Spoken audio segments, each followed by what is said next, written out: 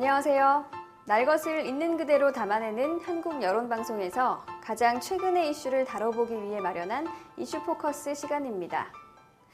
23일 오전에 열린 2014 브라질 월드컵 조별 예선 H조 2차전에서 대한민국은 알제리에 2대4로 패했습니다.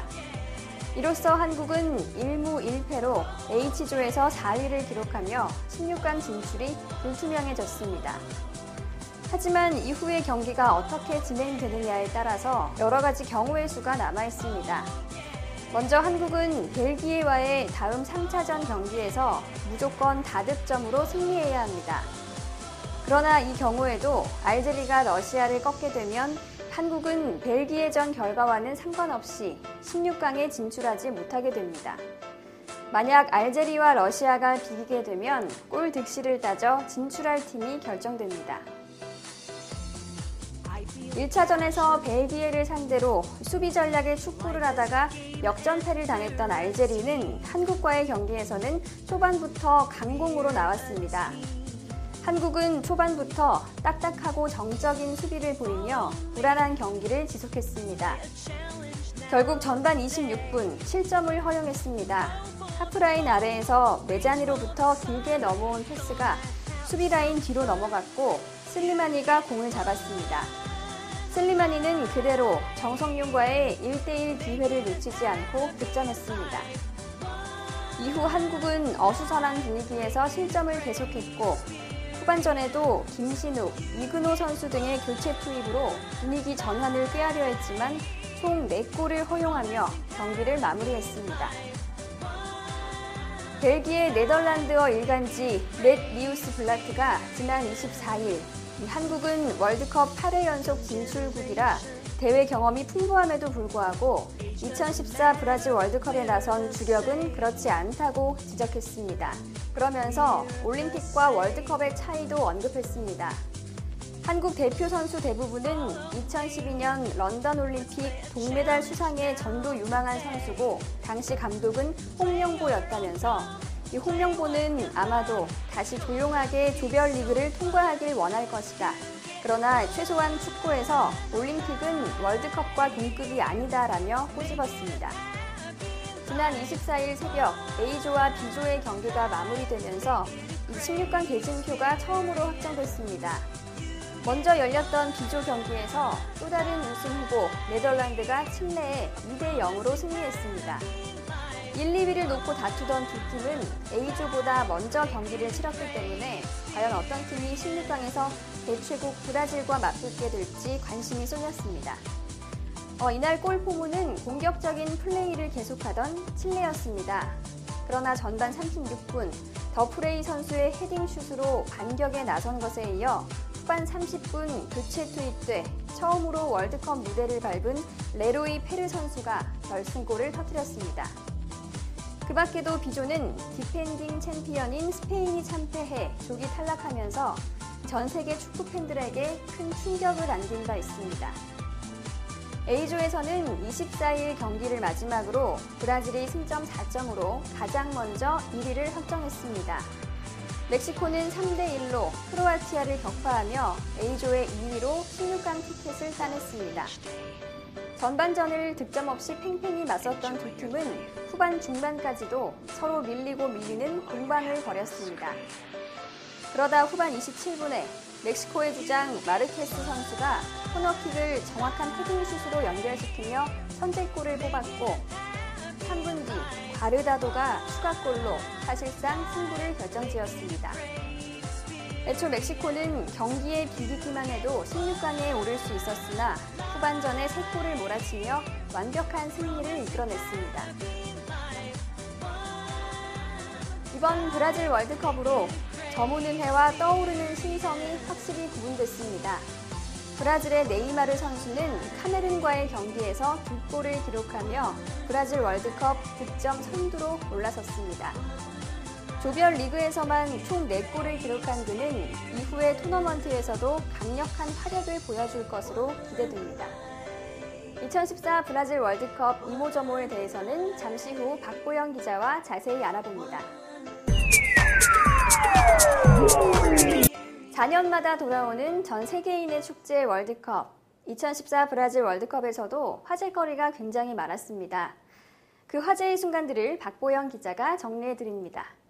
박보영 기자, 먼저 이번 브라질 월드컵에서 워터 브레이크가 새로 도입됐다는데 이게 뭔지 설명을 좀 해주시죠. 네, 워터 브레이크란 말 그대로 경기 도중 선수들이 물을 마시면서 잠시 휴식을 취할 시간을 주는 것을 말합니다. 본래 월드컵에서는 전후반 사이에 15분 하프타임 외에 별도의 쉬는 시간은 주어지지 않습니다. 하지만 이번 월드컵 미국과 포르투갈의 조별리그 G조 2차전에서 역대 월드컵 최초로 급수 휴식이 주어졌습니다.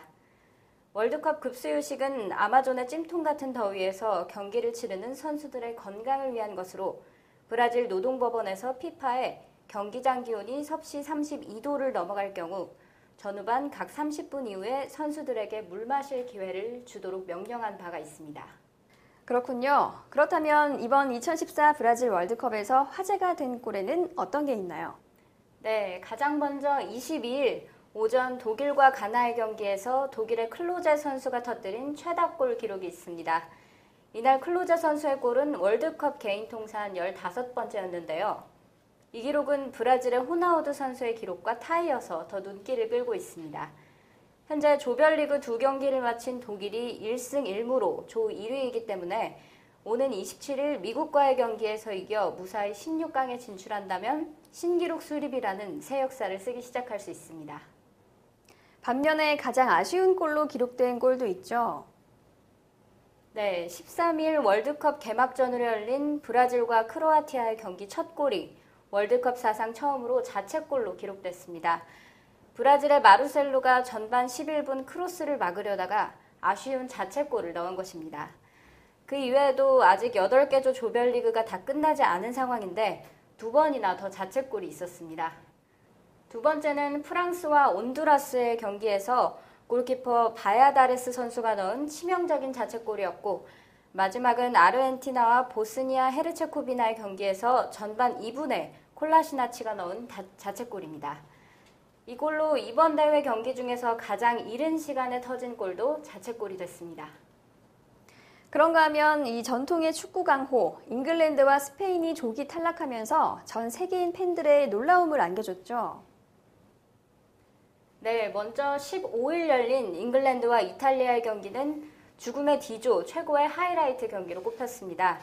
잉글랜드와 이탈리아는 전반전까지 1대1 동점 상황을 유지하다가 후반 5분 만에 칸트레바가 측면에서 올려준 크로스를 발로텔리가 헤딩슛으로 연결해 역전에 성공했습니다. 19일 스페인과 칠레의 2차전 경기에서는 스페인이 전반에만 무려 2골을 허용하며 0대2로 패배했습니다. 1차전 경기에서도 네덜란드에게 1대5로 대패한 스페인은 2연패를 당하며 남은 호주전의 결과에 상관없이 16강 진출에 실패하고 말았습니다. 예상치 못한 잉글랜드와 스페인 두 나라의 탈락에 로이 호지슨 잉글랜드 대표팀 감독과 비센테 델 보스케 스페인 대표팀 감독에게 비판 여론이 들끓고 있습니다. 월드컵이 열릴 때마다 매번 나오는 오심 논란. 이번 월드컵에서도 피하기 어려워 보입니다. 어떤 경기에서 오심 논란이 나왔나요? 먼저 계속된 오심에 16강 진출이 좌절될 뻔한 멕시코가 있습니다. 멕시코는 유독 이번 월드컵 조별리그에서 오심을 많이 당했는데요. 14일에 열린 카메룬과의 개막전부터 오심의 희생양이 됐는데 당시 애매한 오프사이드 판정으로 2골의 기회를 날려버리고 말았습니다. 오심은 크로아티아와의 최종전에서도 계속 나왔습니다. 멕시코는 크로아티아와 비기기만 해도 16강 진출이 가능한 여유로운 상황이었습니다. 그러나 이날 후반 19분 하비에르 에르난데스 선수가 수비수에 밀려 넘어져 페널티킥을 받기에 충분한 상황이었는데 심판은 휘슬을 불지 않았습니다. 계속되는 오심에도 불구하고 멕시코는 단단한 의지로 결국 16강 티켓을 따냈습니다. 네, 드록신, 검은 예수 등으로 불리며 사랑받는 드록바 선수와 이 아르헨티나의 메시 선수의 활약상에 대해서도 알려주시죠. 네, 15일 열린 코트디부아르와 일본의 경기에서 드록바 선수가 독보적인 존재감을 입증했습니다. 일본이 선제골로 앞서고 있는 상황에서 후반 17분 디디에 드록바 선수가 교체됐습니다. 그리고 교체 투입한 지 3분 만에 윌프리드 보니와 제르비뉴 선수가 연속골을 성공시키며 경기의 판도를 완전히 뒤집었습니다. 현직 프로축구 선수들 중에서 가장 최고로 손꼽히는 메시 역시 두 경기 연속 결승골을 터뜨리며 주목을 받았습니다. 1차전 보스니아 헤르체고비나와의 경기에서는 팀의 두 번째 골을 기록했고 2차전 이란과의 힘든 경기에서도 경기 종료 직전 마법 같은 왼발 중거리 슛으로 팀의 16강 행을 확정지었습니다. 네, 월드컵에서 화제가 되고 있는 골과 경기, 선수들까지 정리해봤습니다. 이렇게 흥미진진한 브라질 월드컵에 대해 국민들은 어떤 반응을 보이고 있을까요? 누리꾼들이 온라인을 통해 드러낸 의견들을 모아봤습니다. 박보영 기자, 어떤 이야기들이 있던가요? 네, 먼저 박주영 선수에 대해 언급한 누리꾼 의견입니다. 박주영 선수가 조금 불쌍하긴 하지만 국가의 명예가 걸린 만큼 냉정하게 빼야 한다. 벌써 2번이나 기회를 줬는데 살리지 못했다면 말 다 했다. 이번 벨기에전만큼은 박주영 말고 김신욱, 이근호, 지동원 등 다른 공격수들한테도 기회를 줘라. 연속 2경기 슈팅 연계는 심했다. 라며 박주영 선수에 대한 아쉬움을 드러낸 분들이 있었습니다. 선수 선발에 관해서는 잉글랜드도 선발 선수 바꾸는데 우리 홍 감독은 느끼는 거 없나라는 의견도 눈에 띕니다. 그런가 하면 우리 대표팀에게 투혼을 발휘할 것을 주문한 누리꾼도 있었는데요. 다음도 없고 내일도 없다. 카드 무서워하지 말고 달려들고 투지 있게 싸워라. 악으로 싸우면 우리나라 국민들은 같이 울어주고 박수 쳐준다. 후반전은 진짜 재밌게 봤고 그 정도로만 해준다면 저도 좋다. 어차피 마지막 판이니까 공격적으로 가자라는 이야기를 해주셨습니다. 뛰어난 활약을 보여준 해외 선수들에 대한 의견도 있었는데요. 이란전 메시의 골은 발로 찬 것이라고는 상상할 수 없는 공이었다.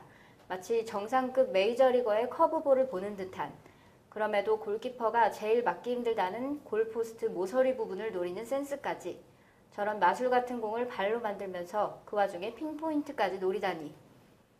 드록바의 교체 투입은 신의 한 수가 아니라 그냥 신의 투입이다. 팀보다 위대한 선수는 드맨. 드록바 선수 나오니까 양쪽 팀 분위기가 달라지더라. 텔레비전으로도 그게 느껴졌으니 선수들은 얼마나 강하게 느꼈겠나라는 의견을 내주셨습니다. 그 밖에 이번 월드컵 심판들 도핑 테스트 해봐야 할 듯 오심이 넘쳐난다라며 심판의 오심에 대해 지적한 분도 계셨고요. 강력한 우승 후보 중 하나였던 스페인의 탈락에 대해서는 과거 프랑스 대표팀이 조별 예선 탈락했던 게 떠오른다. 권불 10년이란 말이 떠오른다. 라고 한 누리꾼도 있었습니다. 네, 우리 국민들의 다양한 의견 살펴봤습니다. 우리 대표팀이 지금까지 조금 아쉬운 경기력을 보여주고 있긴 하지만 희망의 끈을 놓을 수는 없습니다. 현 시점에서 전문가들은 우리 대표팀의 16강 진출 가능성에 대해 어떤 생각을 갖고 있을까요? 화면으로 함께 보시죠. 네, 안녕하세요. 김희태 감독님 번호 맞나요? 예. 네, 안녕하세요. 저는 한국 여론 방송의 박보영 기자인데요. 예. 혹시 이번 월드컵과 관련해서 짧게 한 3분 정도 전화 인터뷰 해주실 수 있을까요? 말씀하세요, 그분요. 바쁘실 텐데 정말 감사합니다. 예. 네, 먼저 지금 우리나라가 벨기에전을 앞두고 있는데 예. 16강에 진출할 수 있는 경우의 수에 대해서 어떻게 생각하시는지 좀 축구 전문가로서 의견을 듣고 싶어서요. 이제 변해야 되겠죠, 지금. 선수들 자체도 그렇고, 감독도 그렇고. 네. 마지막 경기인데. 네. 또 변해가지고 또 이변이 일어날 수 있도록 그렇게 해야지, 다른 방법이 없잖아요. 네. 그러면 혹시 이번 월드컵에서 가장 인상 깊었던 장면이 있으신가요? 어떤 선수가 굉장히 플레이를 좋은 전략을 보여줬다거나 아니면 어떤 방식으로 경기를 했을 때 굉장히 인상적이었다. 이런 장면이 있으신가요? 전체 선수 중에 네.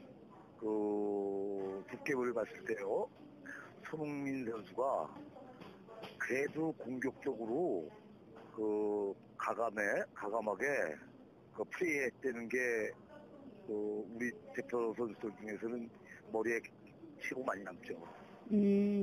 그러면 우리나라 대표팀에 지금 가장 필요한 게 좀 더 공격적이고 활달한 그런, 그렇죠. 네네. 축구를 했어야 되는데 네, 이제 그렇게 못한 게 페인이고 네네. 또 좀 안타까운 거죠. 아, 네. 이제 그런 속에서도 네, 그 볼을 잡아갖고 가감하게 실수를 하더라도 공격적으로 했던 선수가 손흥민 선수거든요.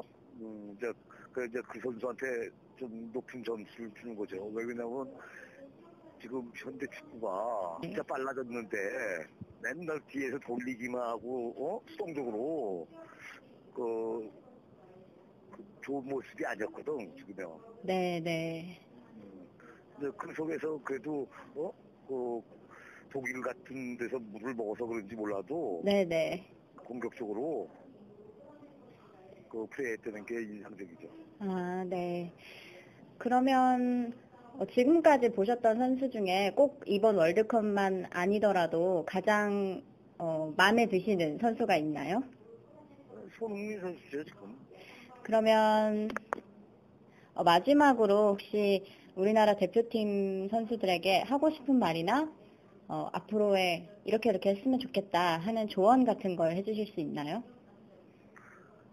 지금 이제 축구가 변했듯이 이번에 네, 좀 실수를 하더라도 공격적으로 가감하게 플레이를 했으면 좋겠어요. 벨기에전에도. 슈팅을 때려야 골대 안에 슈팅을 때려야 골이 들어가잖아.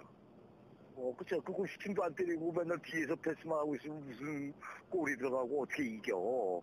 골을 놓아야지 이기는 거잖아. 안 먹고. 공수전한테 가감하게 네. 최선을 다해서 열심히 수밖에 없어요. 빠르게. 아, 네, 그렇군요. 그래서 골 넣어야지. 아까 내가 얘기했죠. 공격적으로 상대 골대 앞으로 가야지 슈팅할 거 아니야. 그러니까 이제 지금 저기가 아주 잘못돼 있다는 거죠, 방법이. 아, 우리나라 대표팀이 경기를 하는 전략이? 너무 소극적으로 하고 네. 적극적으로 해도 이길까 말까인데 지금 아, 네. 조금 그런 게 아쉽죠. 알겠습니다. 오늘 조언해 주셔서 정말 감사하고요. 예. 네네. 예, 알겠습니다. 네, 오늘 인터뷰 감사합니다. 예. 네. 네, 안녕하세요. 혹시 서동원 감독님 번호 맞나요? 네, 맞는데요. 네, 안녕하세요. 저 한국여론방송의 박보영 기자인데요. 이번 월드컵과 관련해서 인터뷰를 좀 하고 싶어서 3분 정도 혹시 잠깐 시간 내주실 수 있을까요? 네, 괜찮습니다. 네, 감사합니다. 먼저, 우리나라가 지금 조금 힘든 상황에 있고, 벨기에전을 앞두고 있는데, 지금까지 우리나라 팀의 전술을 어떻게 생각하시는지? 일단 나름대로 전술을 준비한 게 분명히 있고 있었을 텐데, 네, 아무래도 그 실제 경기에서 선수들이 약속한 대로, 준비한 대로 네. 잘 이끌어내지 못하는 그런 상황을 보인 것 같습니다. 어떤 상황 때문에 좀 그렇게 힘든 상황이 온 것 같나요? 우선 상대팀 축구라는 게 좀 상대적인 게 많이 있으니까요. 상대팀과 관련돼서 좀 제일 밀접하게 연관성이 있는 것 같고, 특히 이제 알제리전 같은 경우는 네, 상대가 워낙 경기 초반부터 득점도 해내고 네, 전술적으로 공격적인 부분에 있어서 아주 위협적이고 구체적인 부분이 잘 드러나니까 네, 역으로 이제 우리나라 팀들 같은 경우는 수비적으로 좀 많이 당황하게 되고, 그게 이제 전술적인 게 정신적인 거랑 심리적인 거랑 밀접하게 연관이 되잖아요. 네네, 경기하는 게. 네, 그러니까 그런 부분에 있어서 정신적인 부분이나 심리적인 부분까지도 약간 혼란스러워지면서 선수들이 준비했던 어떤 그런 그동안 잘 되어진 부분도 오히려 망각하게 되고 잊어먹게 되고 당황하게 되고, 또 월드컵이라는 어떤 큰 무대이다 보니까 네. 선수들이 그게 부담으로 작용이 되면서 오히려 더 저희가 가지고 있는 경기력을 제대로 발휘하지 못하는 어떤 그런 결과로 나타나는 겁니다. 네. 네. 그러면 반대로 좀 우리나라 팀이 이런 점을 정말 잘했다, 혹은 이런 전략을 썼을 때 정말 뛰어난 선수가 있다 하는 선수를 꼽는다면?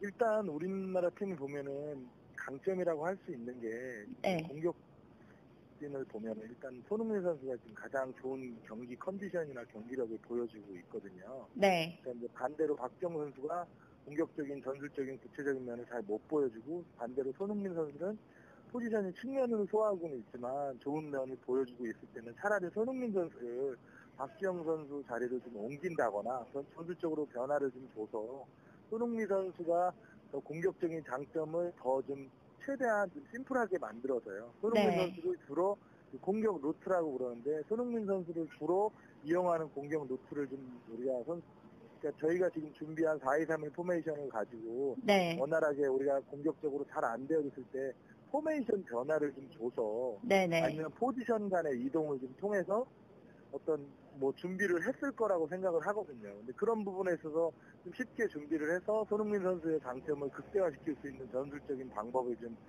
구체성 있게 가져갔으면 네. 더 아무래도 공격적으로 우리 팀이 좀 더 지금보다는 더 부진하지 않은 모습을 보이지 않았을까 하는 아쉬움이 저도 보면서 좀 많이 들었습니다. 네네. 그러면 혹시 이번 월드컵 동안이 아니더라도 좀 네. 기억에 남는 선수가 있으신가요? 아, 우리나라 팀 선수 중에요? 네네. 네, 일단 뭐 우리나라 팀 선수 중에는 뭐 알다시피 박지성 선수처럼 활동량이 많고 경기 전술에 대해서 이해도가 좀 개인적으로 아주 출중한 선수들이 뭐 지금 현재 우리나라 팀 월드컵 대표팀에도 그런 선수들이 존재한다고 믿고 있거든요. 그리고 네.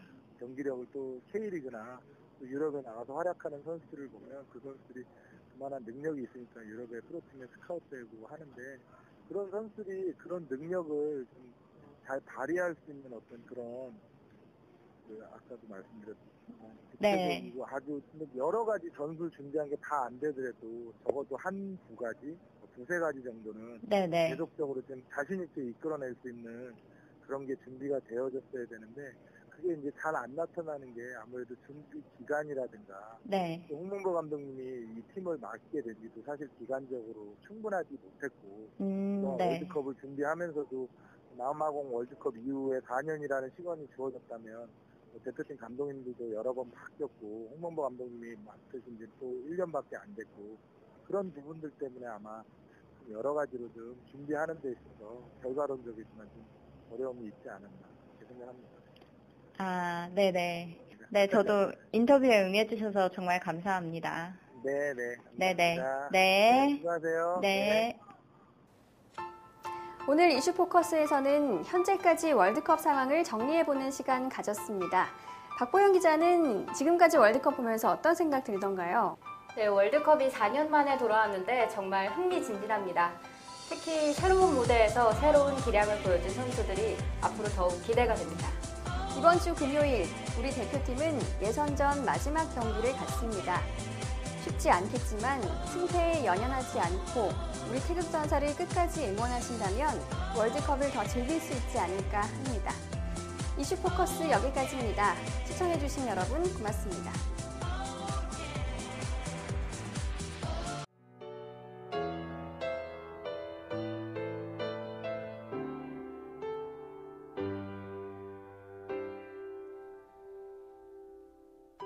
보일 듯 말 듯 가물거리는 안개 속에 쌓인 결 잡힐 듯 말 듯 멀어져가는 무지개와 같은 길 그 어디에서 날 기다리는지 둘러보아도 찾을 수 없네 그대여 힘이 되주 나에게